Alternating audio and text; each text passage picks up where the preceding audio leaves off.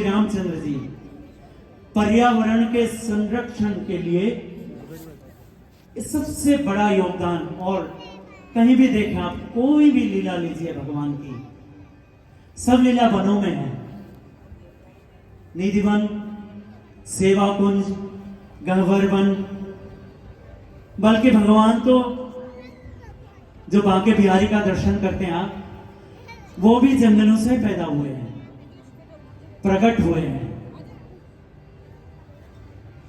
भगवान श्री रामचंद्र जी जब विश्वामित्र जी ने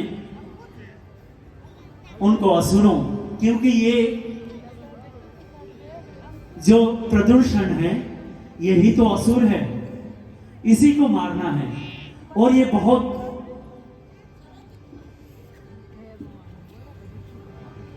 बहुत बड़ा काम नहीं है। हम सब अगर चाहें तो कर सकते हैं। अपने आसपास सफाई रखें, घर का जो भी कूड़ा कचरा वो निश्चित स्थान पर ही रखें, पेड़ न काटें, और नदियों में, चाहे गंगा हो, यमुना हो, नर्मदा हो, घाघरा हो, सरस्वती हो, जो भी जहां से आए, सभी स्टेट में नदियां हैं, उन नदियों में कोई भी कचरा न डालें। यहां तक कि आप हवन करते हैं, वो राख भी गंगा जी में न डालें। अगर उसको किसी बड़े पेड़ के नीचे डाल देंगे वो खाद बन जाएगा। अगर आपके पास छोटा सा क्यारी है ऑफिस में, घर में, जिसको किचन गार्डन बोलते हैं, ये बना के रखना चाहिए, क्योंकि कितना खाएंगे आप केमिकल वाला ये जो सब्जियां हैं, फल हैं। ये प्रयास हो को जैविक खादों से जो अन्न हो, फल हो, वो खाया जाए। तो हमारे गुरुदेव नित्य प्रति आरती में, चाहे आदरणीय पूज्य साध्वी भगवती जी हो, यही संदेश लोगों तक पहुंचाने का प्रयास करते हैं। जबकि हमें इतना नहीं आता बोलना, फिर भी गुरुदेव के पीछे वे नहीं है। तो भगवान श्री रामचंद्र जी ने किस तरह प्रदूषण रूपी उस राक्षस को मारा। कितने राक्षस मारे? सबसे पहले भगवान श्री कृष्ण ने पूतना को मारा, जहां से यह प्रदूषण रूपी राक्षस पैदा होता है। क्योंकि ऋषियों के यज्ञ को सफल नहीं होने देना, उस यज्ञ पर रुधिर, पीप, मांस इत्यादि बरसाकर, क्योंकि अगर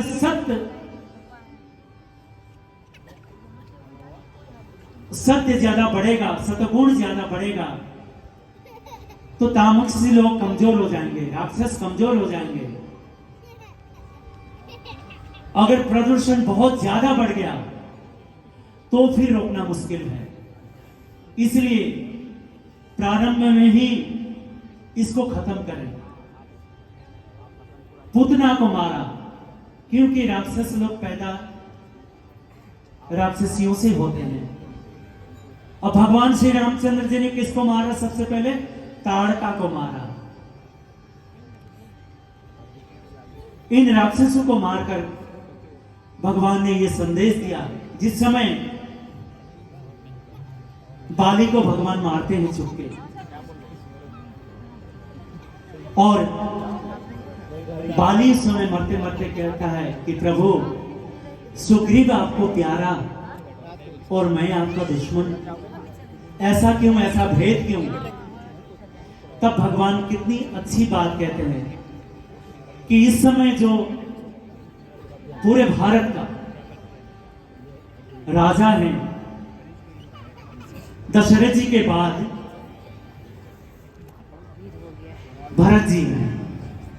वो कहते हैं भरत के राज्य में कोई भी इस तरह का वनों का संहार करे और अन्याय करें, क्योंकि हम रघुवंशियों में अन्याय हम सहन नहीं कर सकते, और तुमने जो किया है ये अन्याय है। इसलिए भगवान ने उस अन्याय को न्याय दिलाया है। भगवान ने गोवर्धन पर्वत उठाया है। ये प्रसंग क्या कहता है? गोवर्धन वाला प्रसंग, इंद्र जल नहीं बरसाता है। जल कौन बरसाता है? ये पेड़ है तभी जल बरसता है। अगर धरती में पेड़ ना हो तो एक बूंद जल का नहीं बरसेगा। भगवान ने सब ब्रजवासियों को यही कहा कि हमें पेड़ों की रक्षा करना चाहिए, हमें इन पर्वतों की रक्षा करना चाहिए, क्योंकि पेड़ पर्वत रहेंगे हरे भरे तो उसमें गाय चरेगी, और गाय के शुद्ध गोबर से जो हम हवन इत्यादि करते हैं, क्योंकि गायों के, देखिए गायों को हम इसलिए ऐसे ही माता नहीं कहते हैं, बिना गाय के कोई भी यज्ञ अपूर्ण है। अभी राम जन्मभूमि के लिए आपने देखा होगा 60-61 क्विंटल शुद्ध देसी घी, और उन गायों को केवल हरा घास खिलाया गया था, और उस गायों से बनी शुद्ध घी से, वो भी कैसे लाए? पेट्रोल डीजल फूंक के नहीं लाए, बैल गाड़ियों में ले आए। कितने महीने लगे राजस्थान से वहां तक पहुंचने के लिए, क्योंकि दूध होगा तो यज्ञ होगा, घी होगा तो यज्ञ होगा, दही होगा तो यज्ञ होगा, गोबर होगा तो लिपा जाएगा, गोमूत्र होगा शुद्ध किया जाएगा। यानी गाय के बिना यज्ञ पूरा नहीं होगा।